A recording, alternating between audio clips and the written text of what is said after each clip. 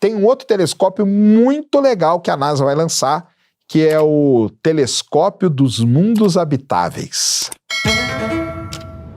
Sérgio Sacani, geólogo. 5, 4, 3, 2, 1, and liftoff of the Space Shuttle Discovery with the Hubble Space Telescope, our window on the universe. A gente tem o planeta Terra, que tem um negócio que é fundamental para a gente viver, que é a atmosfera, mas para a astronomia é terrível. Então, a atmosfera gera aberrações cromáticas, ruídos e tudo. Então, você tem um telescópio em Terra, é muito bom, lógico que a gente tem vários, só que você tem que lidar com esse problema. E aí, sempre se teve a ideia, por que não colocar um telescópio no espaço? É uma ideia que é meio básica, né? Se a Terra é problema por causa da atmosfera, vamos pôr no espaço. Lá na década de 70, um cara chamado Spitzer, um grande pesquisador da NASA, ele falou assim, vamos construir um telescópio no espaço. Qual é o problema? É extremamente caro você fazer isso. Com qual objetivo? Melhorar a observação. Então, estudar galáxias distantes, estudar melhor os planetas, estudar melhor as estrelas, estudar todo o universo. A gente vai estudar muito melhor. Vai estudar no espaço, a gente não tem dia e noite. Então, o telescópio poderia ficar orbitando a Terra e adquirindo dado o tempo todo. Então, tem muita coisa boa. O problema é que é extremamente caro. Para fazer um projeto desse andar, você precisa dar, nos Estados Unidos, né? Vamos pegar nos Estados Unidos, a NASA é uma agência governamental e ela precisa de grana, que quem aprova o orçamento da NASA é o Congresso americano. O Congresso americano é formado por deputados que são de vários estados americanos. Então, o que você precisa fazer? Convencer os deputados para aprovar o orçamento para você fazer aquilo que você quer. Só que não adianta você convencer os deputados, porque o deputado responde quem? A população do estado que vota nele. Então, você precisa convencer a população. O Spitzer, esse cara aí, o que ele fez? Ele começou a rodar os Estados Unidos com o projeto de um telescópio espacial no bolso, que virou depois o Hubble. O Hubble nasceu assim. Então ele rodava os Estados Unidos e ele ia conseguindo apoio popular, com isso ele conseguia apoio dos deputados, com isso ele conseguiu verba na NASA para que o telescópio Hubble pudesse ser construído. Isso aí começou ali em 1977, o Hubble só foi ser lançado em 1990.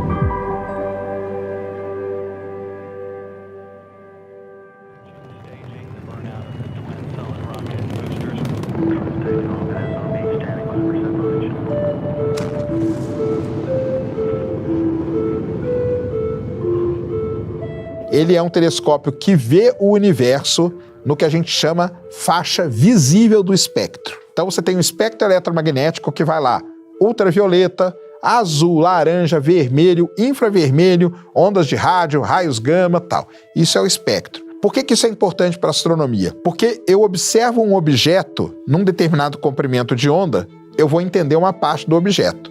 Para eu entender ele por completo, eu teria que observar em todos os comprimentos de onda. Tem determinadas situações, por exemplo, nascimento de estrela, na luz visível eu não consigo ver, porque você tem uma nuvem de poeira, para a luz visível aquela nuvem de poeira é uma coisa opaca. Primeiro, por que ele tem esse nome? Porque o nome do Hubble é em homenagem ao Edwin Hubble, grande astrônomo lá da década de 20, o cara que descobriu as galáxias. Então, o primeiro grande objetivo do Hubble era observar o maior número de galáxias possíveis para ver se o que o Edwin Hubble fez realmente estava correto. O Hubble foi o primeiro a ver um buraco negro e comprovar um buraco negro. Descobriu muita coisa no sistema solar, entendeu? Descobriu tempestades em Saturno, tempestades em Urano e Netuno. Ele descobriu um negócio muito legal, foi a primeira vez que a gente viu galáxias colidindo.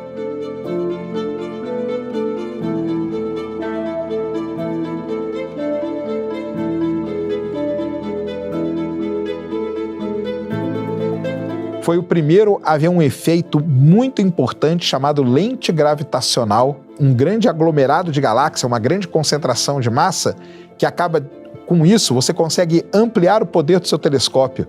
Você vê coisas que estão muito mais distantes, porque funciona como uma lente, só que usando a gravidade para distorcer a luz. Você acha um aglomerado de galáxia e no aglomerado é cheio de arquinhos assim, ó. Pega um copo d'água aí na sua casa agora, põe ele na luz. Aquilo lá é que o Hubble que descobriu isso. Ele descobriu que o universo tinha muita galáxia, milhares. Então ele fazia foto de um pedacinho e ali tinha milhares de galáxias. Então o Hubble foi muito importante.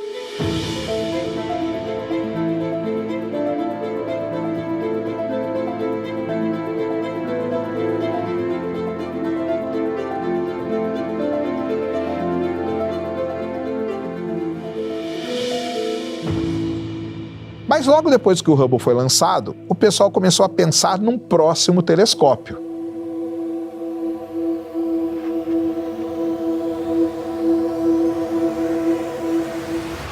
Porque o Hubble, vamos lá, ele vê no ultravioleta, na luz visível e no comecinho do infravermelho. Então ele é limitado nesses comprimentos de onda. Tem coisa que ele não vai ver. Começaram então a pensar num telescópio que seria o complemento do Hubble, para ver principalmente no infravermelho. No infravermelho eu vou conseguir ver dentro de nuvens de poeira e gás. Igual eu falei, as nuvens de poeira e gás são opacas para a luz visível, mas são transparentes para o infravermelho. Então eu vou conseguir estudar muito bem como as estrelas nascem.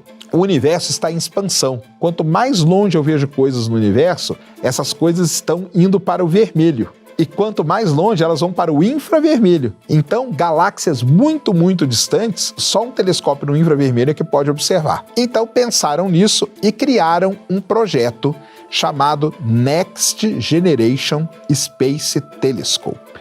Esse era o nome.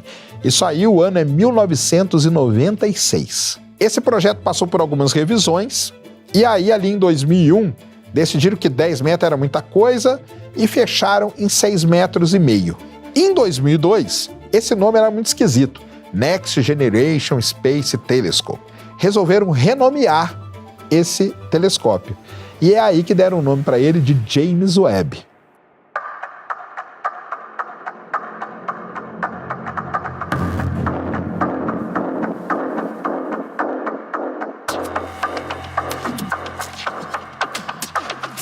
Então vamos falar quem foi esse James Webb, porque esse James Webb é o nome de uma pessoa. O James Webb foi um cara muito importante na história da NASA. Ele foi o administrador da NASA na época do programa Apollo. Foi sob a administração dele que a gente pousou na Lua. Okay, Neil, we can see you coming down the ladder now. I'm at the foot of the ladder. The lamp footbeds are only impressed in the surface. Em 2002, o telescópio é renomeado para James Webb. E aí começa a saga do James Webb, que eu tive o prazer de acompanhar toda.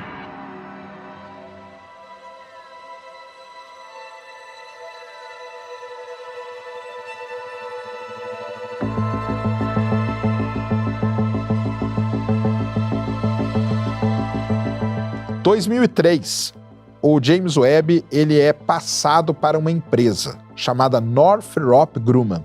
É uma empresa muito importante do setor militar americano.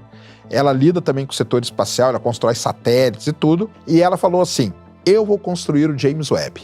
E ela começa a construir o James Webb em 2003. E aí começa a construir o James Webb. Ele era um projeto muito, muito complexo. Tudo nele era muito novo. Para atuar no infravermelho, os seus instrumentos têm que estar muito frios. Mas não é frio, friozinho não. É frio a ponto de chegar perto do zero absoluto. Tem um instrumento do James Webb que opera 5 graus acima do zero absoluto. Zero absoluto é menos 273, né? Por quê?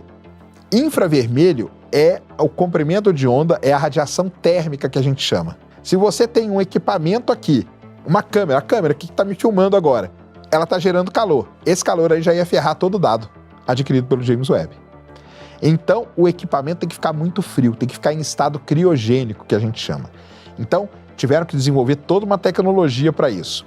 Para ele ficar tão frio assim, tiveram que fazer um escudo de calor muito poderoso. O escudo de calor do James Webb é uma das coisas que mais deu trabalho na história. São folhas bem fininhas, um material que parece papel alumínio, mas não é, tá? É Kevlar, tem o nome lá dele, até é uma empresa que faz e tal, do tamanho de uma quadra de tênis. E são 5 folhas.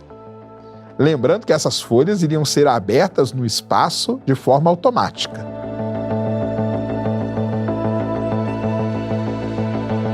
Então, tudo era muito novo no James Webb. Em 96 ele foi bolado o plano dele. 2003 é que ele vai começar a ser produzido, montado, construído.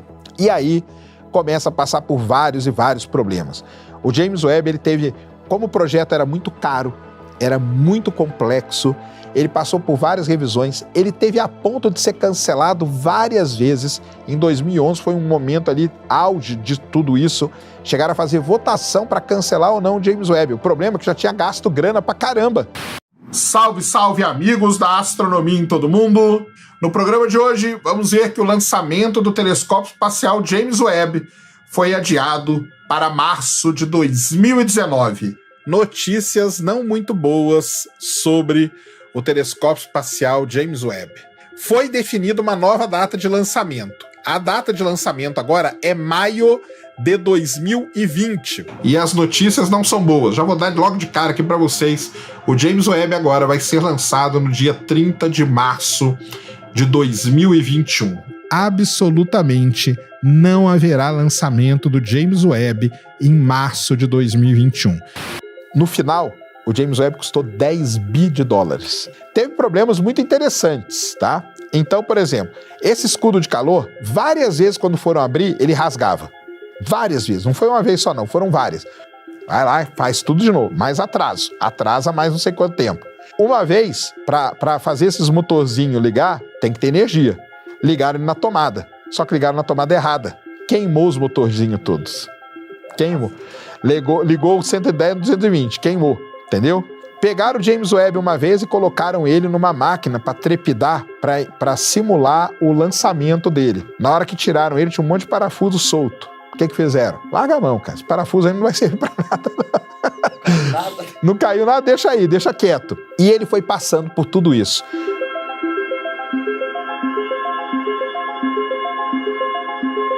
Lembra aí, galera? A história dele começa em 96. Ele vai ser lançado em 25 de dezembro de 2021, no dia do Natal. Só que não foi tão simples assim.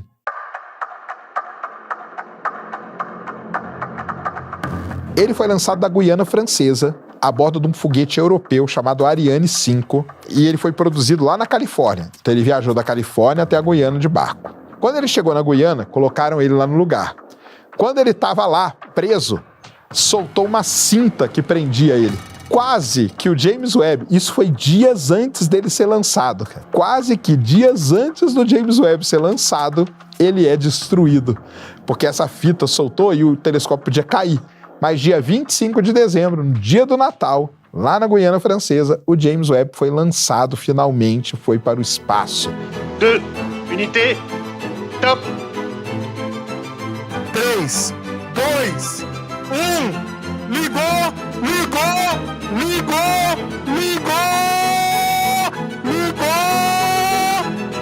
partiu!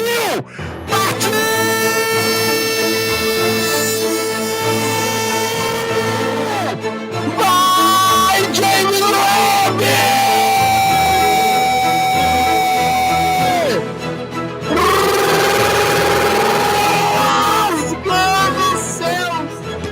O James Webb, então, ele tem um motor e tudo mais, né? O foguete leva ele até uma certa órbita, só que depois o James Webb tem que viajar. Viajar para onde?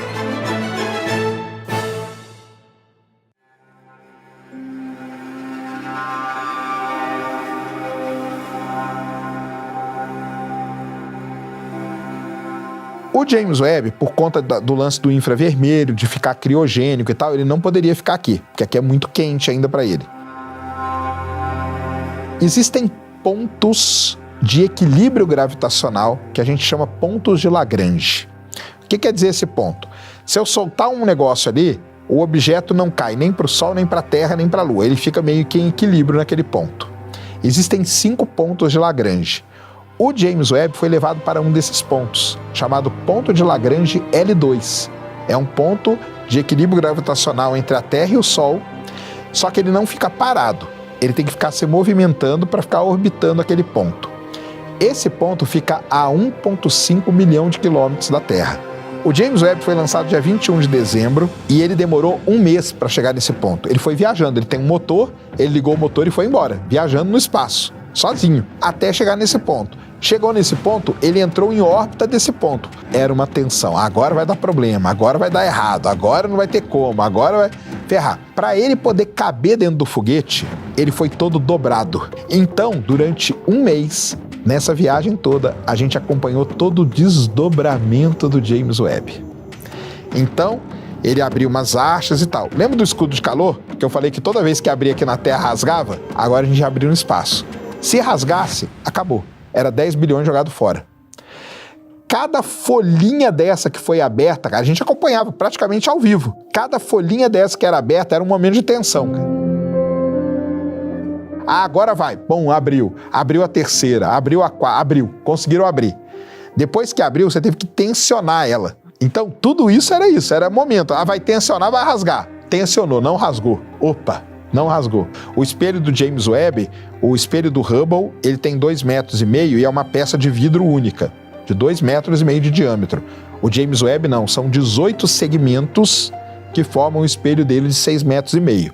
O pessoal comemorando, vibrando, parecia final de Copa.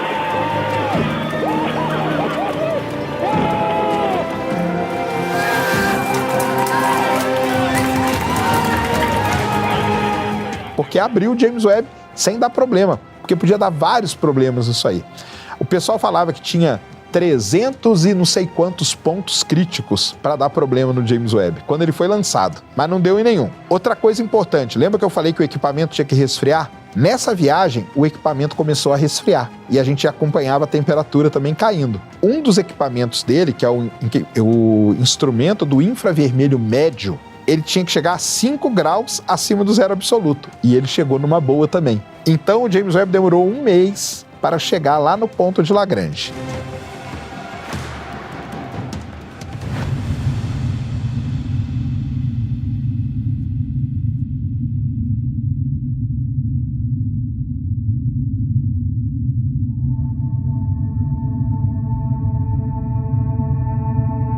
Chegou lá, ele começa a observar? Não começa. Todo o equipamento, quando você manda ele para o espaço, ele passa por uma etapa de comissionamento, que chama. Então, o telescópio, você liga um instrumento, faz uma imagem, depois faz de outro jeito, depois faz para o outro lado, e os técnicos aqui, opa, tá legal, aprovado esse equipamento. Liga o outro, vai fazendo tudo isso. Até que, no dia 12 de julho de 2022, ele vai então fazer a primeira imagem da história do James Webb.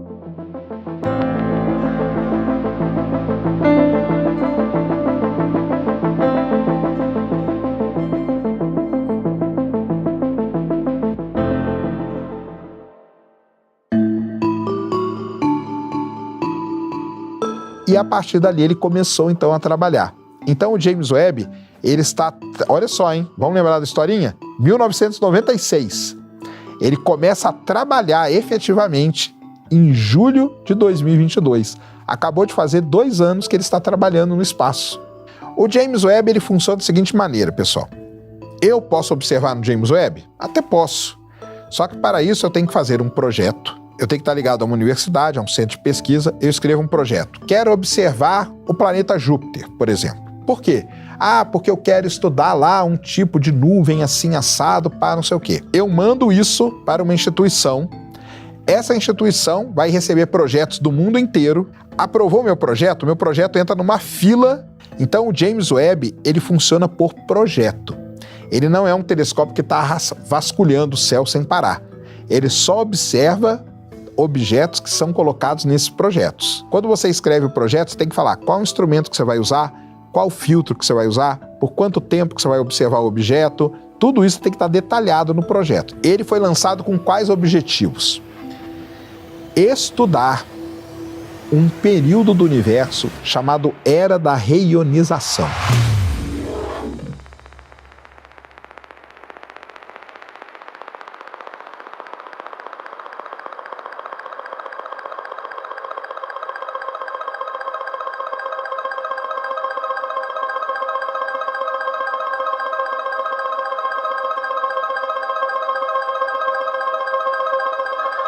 O universo, como a gente sabe, como a gente acha que sabe, vamos dizer assim, ele nasce com o Big Bang.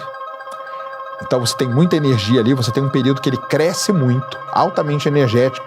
De repente ele dá tipo uma morrida. A gente chama de Era das Trevas. Tá? Então ele teve o período inflacionário, depois a Era das Trevas. Depois, as coisas que ficaram aqui nas Eras das Trevas, elas começam a se recombinar. e as estrelas começam a brilhar e as galáxias começam a se formar. Esse período a gente chama de reionização. O universo é reionizado. A gente quer entender o que acontece ali. O problema é que ali está muito longe.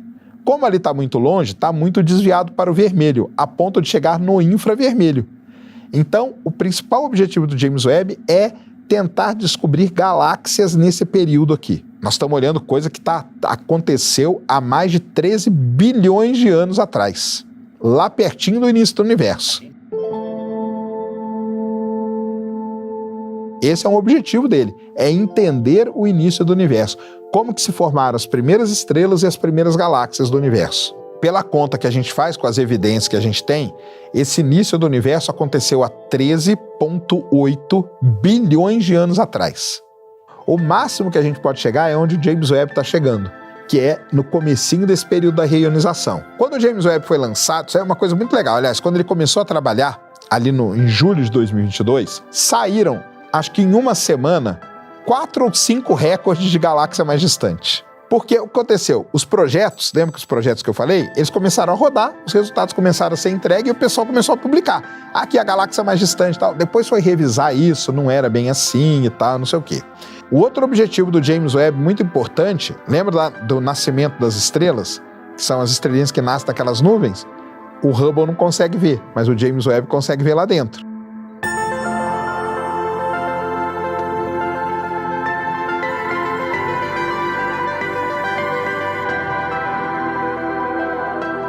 Então, descobrir ou entender o processo de formação de estrela é um outro grande objetivo do James Webb, e ele está fazendo muitas imagens. O James Webb fez muitas imagens de estrelas nascendo, protoestrelas, que é uma fase antes da estrela, e ele está ajudando muito a gente a entender esse processo todo de formação de estrela. Outro objetivo importante do James Webb, entender como as galáxias vivem.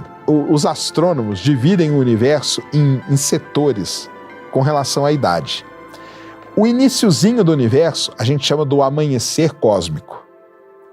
Coisas que estão um pouquinho mais próximas, já passou alguns bilhões de anos, a gente chama do meio-dia cósmico.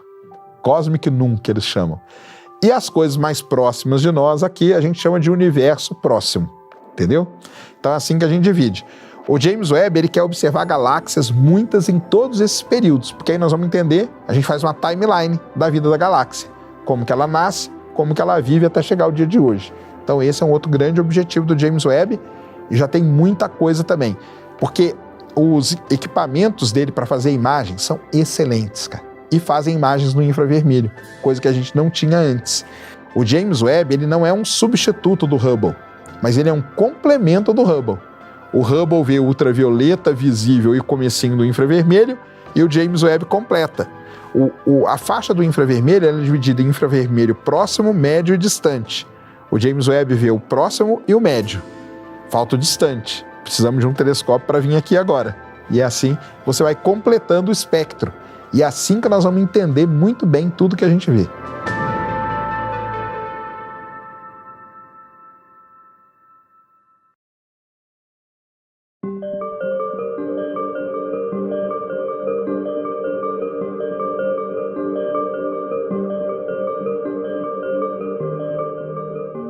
Descobrir uma bioassinatura. O que é isso? O Hubble descobre exoplaneta. Ele descobre um exoplaneta e aquele exoplaneta tem atmosfera. E ele passa para o James Webb. Vai lá estudar James Webb. O que acontece então? Quando um planeta com atmosfera passa na frente de uma estrela, a luz da estrela passa pela atmosfera. E a atmosfera do planeta funciona como um prisma. Ela decompõe a luz da estrela. Só que ela decompõe de acordo com os elementos químicos que estão na atmosfera. E aí, se tiver um elemento químico ali que é produzido por vida, a gente descobriu que tem vida naquele exoplaneta. Então isso é um grande objetivo do James Webb, é descobrir vida em outros planetas, através da bioassinatura. Então é isso que ele está fazendo, tá? Não descobriu ainda, esperamos que ele descubra. Ele não é um descobridor de buraco negro.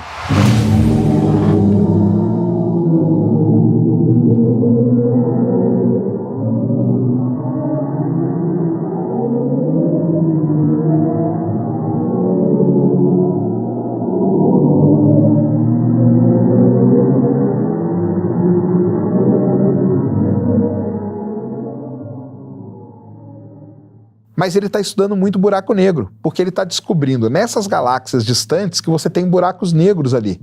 E aí você não consegue explicar isso ainda. Porque um buraco negro muito grande dentro de uma galáxia, você precisaria de muito tempo para ele estar ali.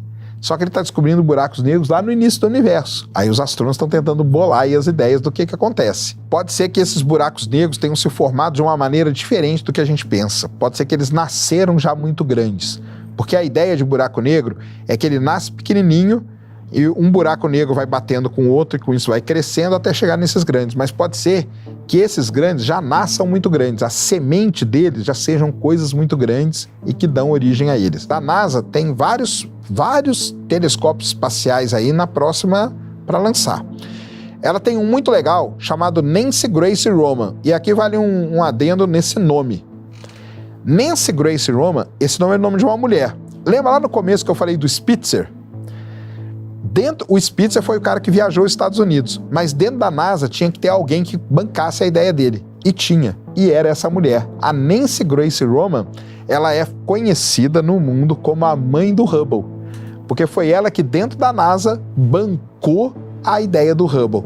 E agora ela vai ser homenageada num novo telescópio espacial, que talvez seja lançado em 2027, chamado Nancy Grace Roman, em homenagem a ela. Cara, o objetivo dele é meio que complementar os outros. Ele vai ver no ultravioleta e ele vai ver coisas melhores. Ele tem um campo de visão maior. Isso aí é muito bom para ver determinados objetos. Então ele vai fazer vários estudos aí também, mas complementando esses outros dois também, tanto o Hubble como o James Webb, mas ele vai ser mais ligado ao Hubble, porque o Hubble está chegando no fim da vida dele. Então pode ser que ele não trabalhe mais por tanto tempo. Então você tem que ter algum para substituir, talvez seja esse. Tem um outro telescópio muito legal que a NASA vai lançar, que é o Telescópio dos Mundos Habitáveis.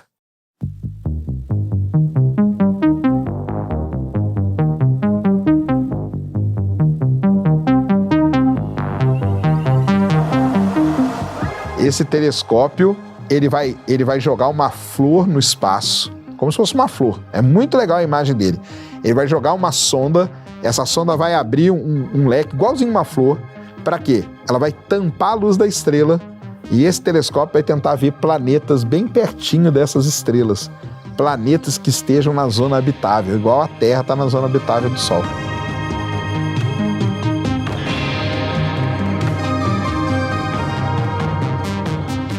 E existe o grande sonho dos astrônomos, que é um chamado LUVOIR, que é um grande... O L no começo é de Large. É Large Ultraviolet Optical and Infrared Telescope. Então, seria um telescópio que cobriria todos os comprimentos de onda, ultravioleta, visível e infravermelho, com um espelho gigantesco e da mesma forma do James Webb. Ele seria dobradinho e se desdobraria no espaço. Por isso, quando o James Webb desdobrou sem problema, o pessoal ficou muito feliz, porque esse LUVOIR aí agora faz todo sentido dele existir.